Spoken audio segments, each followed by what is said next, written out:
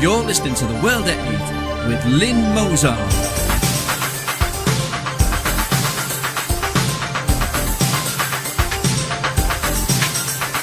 The World at 8, the number one in nationalist news. Highlights of the news today, Monday, 24th of June 2013. GCHQ is worse than US on collecting data from internet and phone calls. Bristol's religious community has come together to reflect on murder of Lee Rigby. Ex-soldiers in crime cases need own court. French minister, the EU is fueling the far right. 15 million signatures to oust Egypt's Mohamed Morsi. Friends of Syria to provide material and equipment to opposition. Syrian rebels murdered my 14-year-old for a joke. Thought for the day, vive la différence, or is it? And finally, Emma moving tip. UK news. GCHQ is worse than US on collecting data from internet and phone calls. British eavesdropping agency GCHQ has secretly accessed fibre optic cables carrying huge amounts of internet and communications data, according to documents disclosed by whistleblower Edward Snowden. The agency is able to tap into and store data, including phone calls and emails between innocent people, from the cables for up to 30 days, so it can be analysed under Operation Codename Tempora, The Guardian reported. The Cheltenham-based agency would not comment on intelligence matters, but insisted it was scrupulous in complying with the law. Bristol's religious communities come together to reflect on the murder of Lee Rigby. A declaration that Bristol's religious communities will stand together against terrorism and racial violence was made at a multi-faith gathering to reflect on the death of soldier Lee Rigby. The event, held at the Shah Jalal Mosque in Easton last night, was attended by Muslims, Sikhs, Christians, Jews, Buddhists and Quakers, as well as people of no faith. World at 8 says, for Muslims to be at the event is a desecration of this poor man's soul, let alone holding it in a mosque, the religious edifice of the Islamic bastards who killed him. Only in England. Ex-soldiers in crime cases need their own court. Proposals to set up special courts to handle minor crimes committed by British former servicemen and women will be debated next week.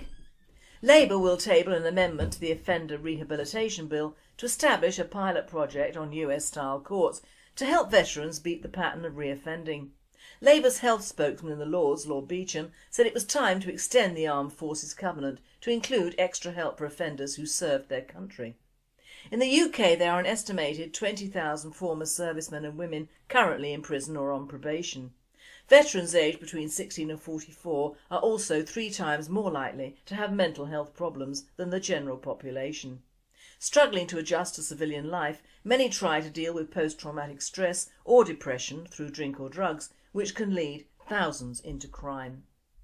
In the US, since its launch in 2008, the Veterans Treatment Courts have spread to every US state. Judge Robert T. Russell presides over the court in Buffalo, New York, where reoffending rates are less than 10%, compared to a national average of 65%. He appoints volunteer mentors to work with offenders on finding homes, jobs and rebuilding broken relationships. The volunteers range from social workers to police detectives who have served in the military. European news. French minister, the EU is fueling the far right. An outspoken French minister rounded on the EU over the weekend, accusing it of adding fuel to France's far-right National Front by ignoring the wishes of the people of Europe and pressuring European governments. The Minister for Industrial Renewal, Arnaud Montebourg, laid into European Commission President José Manuel Barroso over his recent description of France's stance on the proposed EU-US free trade zone as reactionary. Mr Barroso is the fuel of the Front National, Montebourg told France Inter Radio on Sunday. He is the fuel of Italian protest party leader Beppe Grillo. Barroso has been in the firing line of French politicians of all shades since making dismissive remarks about France's insistence on excluding the film and television sectors from international trade liberalisation under a policy known as the cultural exception. But Montebourg made the issue much broader by suggesting Barroso's comments were symptomatic of a deeper problem with the way power is wielded by the European Union's executive arm in Brussels. I think the main cause of the rise of the Front National is related to the way in which the EU today exerts considerable pressure on democratically elected governments, Monteberg said. You have the President of the European Commission who says all those who are anti-globalisation, they are reactionaries. These are the same people who have today turned the European Union into an institution that is anti the people of Europe. In the end, the EU does not act, it is immobile, paralysed. It does not respond to any popular aspiration on the industrial front, on the economic front or on the budgetary front. And in the end, that furthers the cause of all pro-sovereignty anti-European parties in the EU. World News. 15 million signatures to oust Egypt's Mohamed Morsi. The Liberal Secular Rebel Group has reached the threshold of 15 million signatures to impeach the government of Mohamed Morsi. This was announced yesterday by Mahmoud Badir, co-founder of the initiative, at the conference for the launch of the Rebels Week, a week of demonstrations against the government of the Muslim Brotherhood that will end on June the 30th. Meanwhile, Morsi supporters have launched a counter-campaign stating that they will have already collected 10 million signatures in support of the president. Yesterday afternoon, thousands of people gathered at the end of Friday prayers expressing solidarity with the head of state.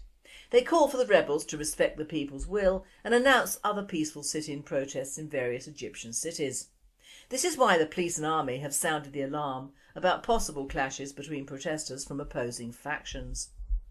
Launched in mid-May, the Rebel campaign has gathered more and more support amongst Egyptians. For over a month, young people have travelled all over the country, door to door, collecting the necessary signatures for the petition of no confidence, which, if upheld by the Supreme Court, could lead to an early presidential election. Young people have also asked the UN to act as an impartial guarantor to verify the authenticity of the material presented. To sign up, each person had to write their ID number next to their signature and mark their fingerprint. At the time, the initiative has collected more signatures than the 13.2 million votes obtained by President Morsi in the 2012 elections. Friends of Syria to provide material and equipment to opposition forces. Western and Arab nations opposed to Syrian President Bashar al-Assad have agreed to give urgent support to Syrian rebels. They also called for Hezbollah fighters from Iran and Iraq to withdraw from Syria. Ministers from the 11 main countries which form the Friends of Syria group agreed to provide urgently all the necessary material and equipment to the opposition on the ground. They also condemned the intervention of Hezbollah militias and fighters from Iran and Iraq, calling on them to withdraw immediately. Qatar hosted the talks, and on Saturday Qatari Prime Minister and Foreign Minister Sheikh Hamad bin Jassim tried to dispel concerns which have been voiced in the US and in Europe about weapons given to the rebels ending up in the hands of extremists. If we send weapons, they will be delivered to the right quarters, Jassim said. World Today says, platitudes, all platitudes. All the so-called rebels are extremists and yell Allahu Akbar every time they shoot, so what is this about right hands? All international gobbledygook. Syrian rebels murdered my 14-year-old for a joke. An Aleppo woman has described the moment she saw Syrian rebels murder her 14-year-old son for cracking a joke about the Prophet Muhammad. Mohammed Qatar was shot dead in broad daylight by Islamist fighters in the city, which has been at the heart of the insurrection against the regime of President Bashar Assad. Nadia Fouad, Mohammed's mother, was just yards away when her son, a drummer boy in the revolution's early protest marches, was shot 3 times and left for dead. Her testimony comes as the US sought to persuade Western and Arab allies to commit to directing all aid to Syrian rebels through the Western-backed Supreme Military Council to try to reduce the power of jihadi groups. She told the Daily Telegraph how she was at home in Aleppo's Shah district when the rebel fighters, who she believes were foreigners, drove her badly beaten son back to his home neighbourhood. Hearing the warning shouts of neighbours, she ran to the apartment's balcony where she saw a group arrive. Mohammed had been working at the family's coffee stall in Aleppo's Shah district when he made the quip that sealed his fate. Asked by a customer to hand over a coffee in return for later payment, he shouted, "I wouldn't give the Prophet Muhammad credit if he came here today." 2 men who overheard his comment marched over and dragged him off in a car, ignoring his protestations of piety and even the objections of a militiaman from the Free Syrian Army. World Today says, what was that about not handing more arms to extremists? What is killing a youngster in cold blood but an extreme act? If Assad's forces had killed him, the entire UN would be holding a sodding vigil, and Allah only knows what the BBC would have to say. Thought for the day, vive la différence, or is it? Thought for the day, vive la différence, or is it? My thought today centres around Russia, the UK and the difference in our ways of approaching problems. In fact, the main problem, which affects 90% of European countries, a very few of which border the Russian Bear, and that is immigration. Now, when the curtain was up and before the well-planned and well-orchestrated downing of the Berlin Wall, which was the first in many moves to get rid of unemployable people into the more prolific, in those days, Western and non-communist countries, and which did, to a very large extent, exceed, I had very little time for the Russians and their way of life. Ghastly, all that sodding snow and real fur. And the mantra of the Communist Party. Their mantra, like all other supposedly positive messages to any people, looked perfect on paper and in the meeting halls, but always failed to apply to the human condition, which is far from perfect. Show me a true communist society, a true democratic society, a true fascist society and a true humanitarian society, and I'll eat my hat. But you can't, because they don't exist in the real world, where riches and power corrupt absolutely the already strange human thought processes.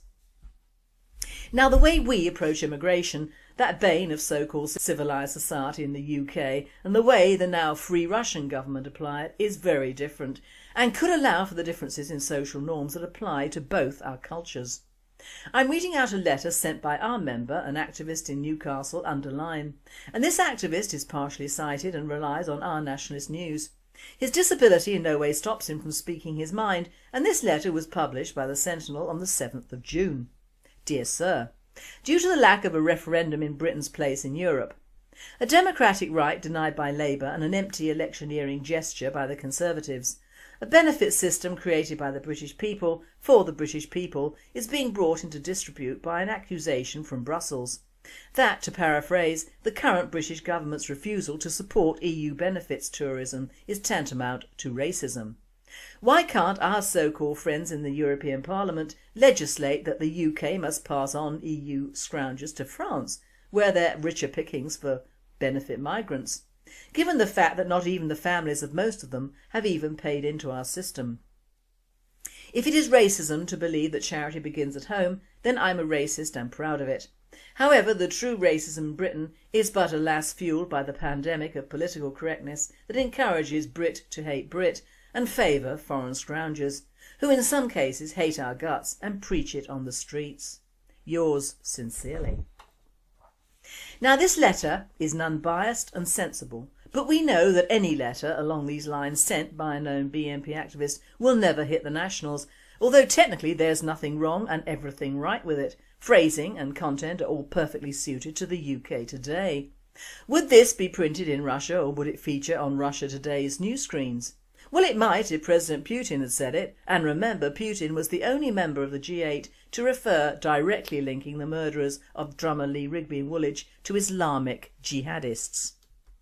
Now, I personally have a lot of time for Putin, although some of my email friends do not.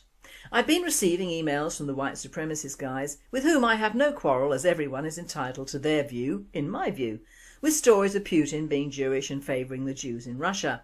Well, that makes a change from the Stalinist times when Jews were persecuted en masse. Whilst our UK papers are slanging him off for insider dealings and being part of the Russian mafiosi and murdering various dissidents in the process, but I fear the lady doth protest too much, and because of his stand about Syria and the West's possible or probable interference in that country, his name will be muddied for some considerable time. Why? Because, as a nationalist to my fellow nationalists, anyone who tries to look after his own tribe and land before other tribes from other lands is not to be lauded in any way in the Western media circus. Now, I'm reading from a very interesting missive that's been sent to me.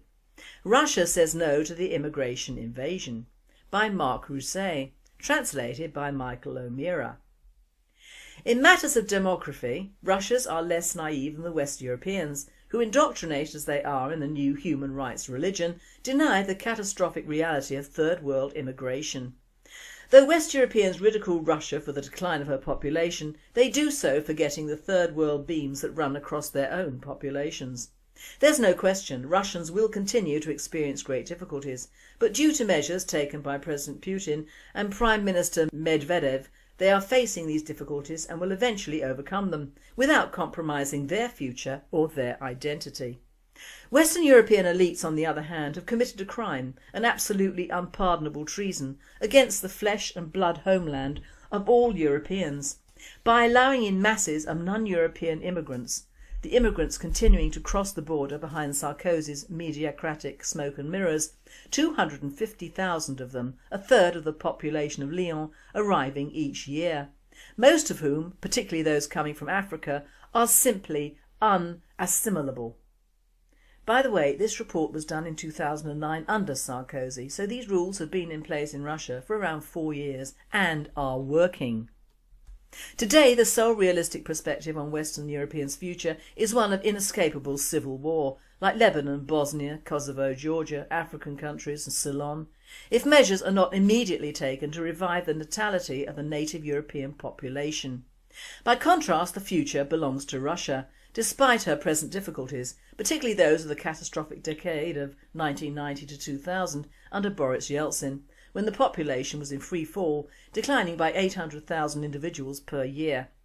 The falling Russian birth rate began in fact in the 80s with the first signs of Soviet exhaustion and the coming implosion. In 2007, when Putin introduced his plan to stabilise the population, Russia counted less than 142 million inhabitants, while the population had been 150 million in 1992. A report from the Novosti agency in 2007 paints a vivid image of the inevitable collapse. Russia loses 100 inhabitants every hour, every 14 seconds there's a death and every 21 seconds a birth. Public opinion in Russia remains hostile to immigration.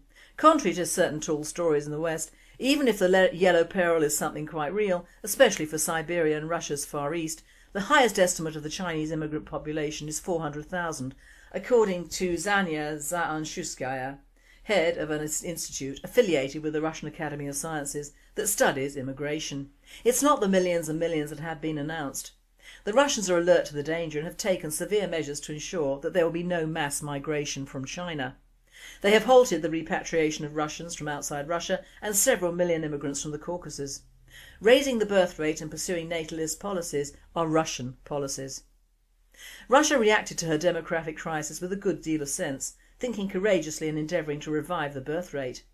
In 2003, following the proposal of the Conservative deputy Alexander Shoev, the Russian parliament made abortion more difficult to receive. In May 2006, President Putin introduced his natalist policy, which grants mothers a maternity bonus of €17,350 for the birth of a second child and €18,825 for the third child. Since February 2006, birth certificates have been introduced to maternity wards where they're filled out immediately following a birth, enabling the mother to gain ready access to her maternity bonus. Her midwife too is given an assistant bonus of €294 for every birth she assists. These figures are from 2006. Russia also faces a real social drama in the area of housing, given the absence of appropriate dwellings for children, which has often contributed to single-child families. Construction, now in full upswing, will play a role in improving the birth rate. Along with education, agriculture and health, housing now constitutes one of the 4 national projects of Russia's 2020 perspective.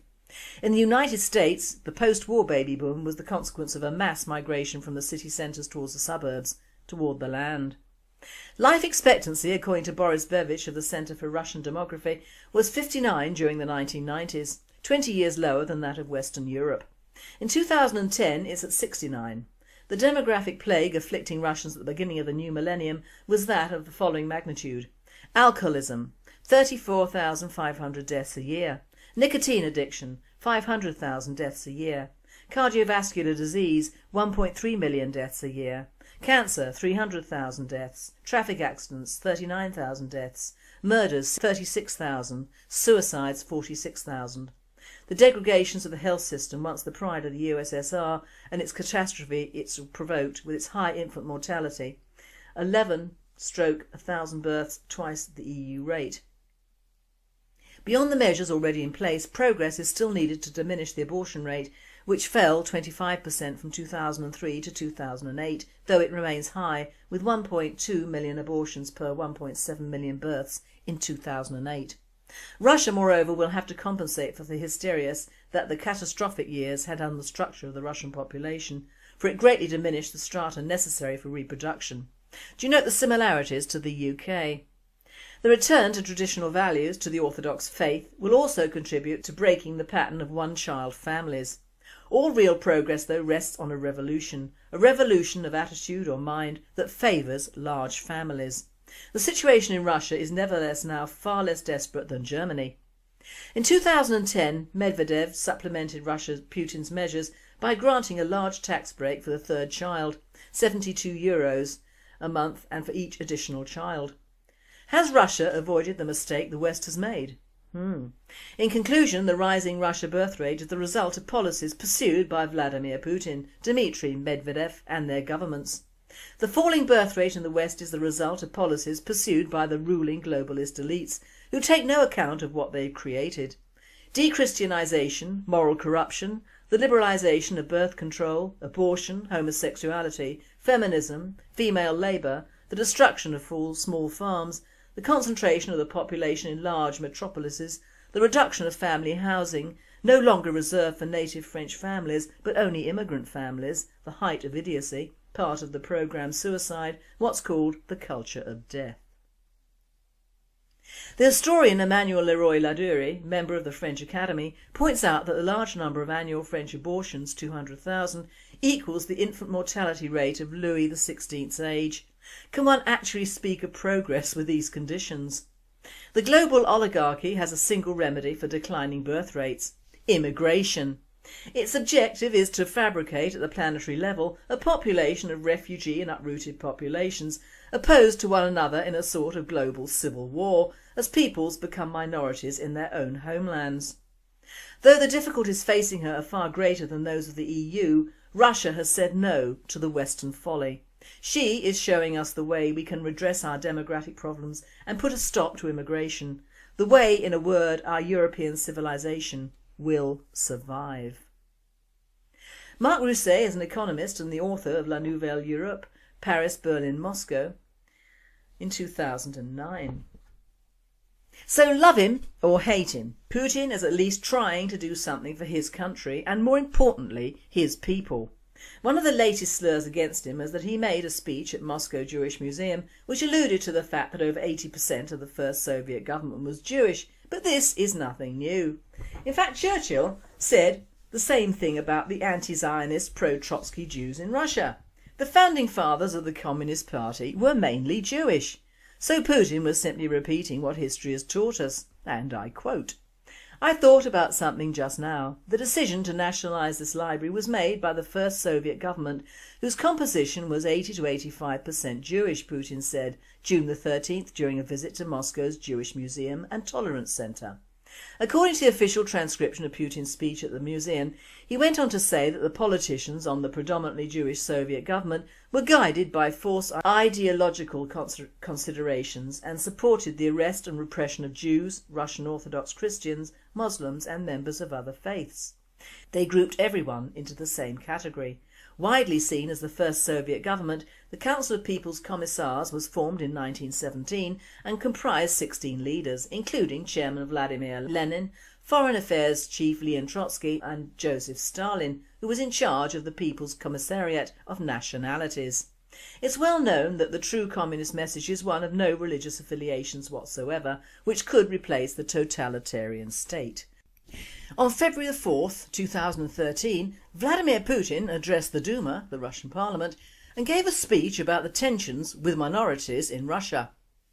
I quote, "In Russia live Russians. Any minority from anywhere, if it wants to live in Russia, to work and eat in Russia, should speak Russian and should respect the Russian laws. If they prefer Sharia law, then we advise them to go to those places where that's the state law. Russia does not need minorities. Minorities need Russia, and we will not grant them special privileges or try to change our laws to fit their desires, no matter how loud they yell discrimination. We better learn from the suicides of America, England, Holland and France if we are to survive as a nation. The Russian customs and traditions are not compatible with the lack of culture or the primitive ways of most minorities. When this honourable legislative body thinks of creating new laws, it should have in mind the national interest first, observing that the minorities are not Russians. The politicians in the Duma gave Putin a 5-minute standing ovation, as indeed if any English politician had had the gumption to make a speech like that in our parliament, so would a great majority of the English people. In the UK, however, we have a diversity-ridden socialist state which encourages foreign cultures, religions and blood. One of the latest wonders to come out is that the UK male employment rate higher for immigrants, says OECD. Employment declines smaller amongst foreign-born men than UK-born since financial crisis and reverse among women. The findings feature in the Paris-based think tank's 420-page International Migration Outlook report for 2013, which also reveals the total permanent immigration in the 34 OECD countries was higher in 2011 than in 2010. Looking at whether the financial crisis reversed progress made by migrants over the past decade, the report said, despite a decline in their employment rates during the crisis, male migrants in the United Kingdom had higher levels of employment than native-born men from 2007 onward. So, who is the better man? Putin with his laws and rigid anti-immigration policies and positive laws for the Russian people, or Cameron and our lot with their handouts to immigrants, adjusting our culture and benefit system to accommodate immigrants, adopting EU laws giving all immigrants human rights in host countries to the detriment of indigenous peoples and early migrants, allowing the media and educational bodies to advertise the delights of enrichment and generally, to all intents and purposes, socially engineered drastic changes to both the British and their old way of life without being held accountable. Our abortion laws are a form of genetic engineering, as are our laws regarding alcohol and drugs for our own youth. Which would you rather have? A so-called tyrant or a politically correct moron? It's your choice in the end, my friends. As the old Hungarian proverb says, and my Hungarian is not good, so we'll do English translation afterwards. Javani nich hozayo. Cowardly people don't have their own country. And finally, Ima Movintep. Mystery as a museum statue starts turning in a display case. An Egyptian statuette that mysteriously turns itself around inside its case has been reported in the Telegraph. Even eminent television physicist Professor Brian Cox has weighed in on the mystery of Manchester Museum's moving statuette. The 10-inch tall statue of Neb Sanu, which dates back to 1800 BC. The statuette, which was discovered in a mummy's tomb, has been with the museum for 80 years, but has only recently been noticed to be moving. Professor Cox, who teaches physics at the city's university, claims the movement is due to the differential friction. However, Manchester's museum resident Egyptologist Campbell Price suggested something more sinister, an Egyptian curse. I noticed one day that it had turned around. I thought it was strange because it's in a case and I'm the only one who has the key, he explained in an interview with the Manchester Evening News. I put it back, but then the next day it had moved again. We set up a time-lapse video, and although the naked eye can't see it, you can clearly see it rotate on the film. The statuette is something that used to go in the tomb along with the mummy. In ancient Egypt they believed that if the mummy was destroyed, then the statuette can act as an alternative vessel for the spirit. Maybe that's what's causing the movement. He went on to cast doubt on Professor Cox's explanation. Brian thinks it's differential friction, where the two surfaces, the serpentine stone of the statuette and the glass shelf it's on, cause a subtle vibration which is making the statuette turn. But it has been on those surfaces since we have had it, and it has never moved before. And why would it go round in a perfect circle? This presenter says, why indeed. I have seen the video and it does turn. Also, the other 3 statues in the case do not turn, just Neb Sanu. Maybe the Earth's rotation is changing, maybe it's a curse coming into fruition after so long. As a superstitious person and a respecter of ancient burial grounds, anything goes. People are only too happy to put things down to natural causes, but whereas there is always an explanation for something not happening, what is the real reason for this happening? Is it a warning of some sort relating to the Middle East? Mummies should not be stolen or taken from their burial grounds, even for museums and for the public to gawk at. But then that's only my humble opinion. It took the Germans to start excavating ancient Egypt, not the Egyptians, who had allowed the desecration of many of the ancient Egyptian artefacts by Islam, and indeed had only just started at the start of the last century to cash in on the treasures that were ancient Egypt, despite all the TV programmes by Dr. Owas, alias Hissing Sid of the Cairo Museum. Spooky! You've been listening to The World at 8. I am Lynne Mozart and I wish you all a very good night. Depression through drink or drugs, which can lead thousands into crime. In the US, since its launch in 2008, the Veterans Treatment Courts have spread to every US state. Judge Robert T. Russell presides over the court in Buffalo, New York, where reoffending rates are less than 10%, compared to a national average of 65%. He appoints volunteer mentors to work with offenders on finding homes, jobs and rebuilding broken relationships. The volunteers range from social workers to police detectives who have served in the military. European news. French minister, the EU is fueling the far right. An outspoken French minister rounded on the EU over the weekend, accusing it of adding fuel to France's far-right National Front by ignoring the wishes of the people of Europe and pressuring European governments.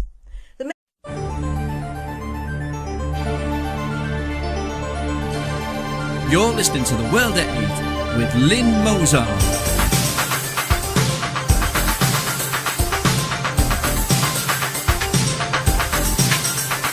The World at 8, the number one in nationalist news. Highlights of the news today, Monday, 24th of June 2013. GCHQ is worse than US on collecting data from internet and phone calls. Bristol's religious communities come together to reflect on murder of Lee Rigby. Ex-soldiers in crime cases need own court. French minister, the EU is fueling the far right. 15 million signatures to oust Guardian reported. The Cheltenham-based agency would not comment on intelligence matters, but insisted it was scrupulous in complying with the law. Bristol's religious communities come together to reflect on the murder of Lee Rigby. A declaration that Bristol's religious communities will stand together against terrorism and racial violence was made at a multi-faith gathering to reflect on the death of soldier Lee Rigby. The event, held at the Shah Jalal Mosque in Easton last night, was attended by Muslims, Sikhs, Christians, Jews, Buddhists and Quakers, as well as people of no faith. World at 8 says, "For Muslims to be at the event is a desecration of this poor man's soul, let alone holding it in a mosque, the religious edifice of the Islamic bastards who killed him. Only in England." Ex-soldiers in crime cases need their own court.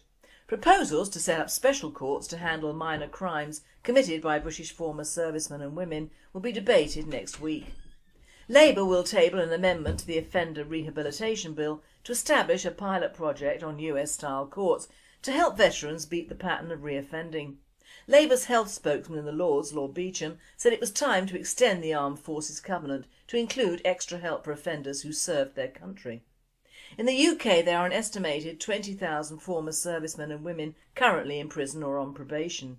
Veterans aged between 16 and 44 are also 3 times more likely to have mental health problems than the general population. Struggling to adjust to civilian life, many try to deal with post-traumatic stress or Egypt's Mohamed Morsi. Friends of Syria to provide material and equipment to opposition.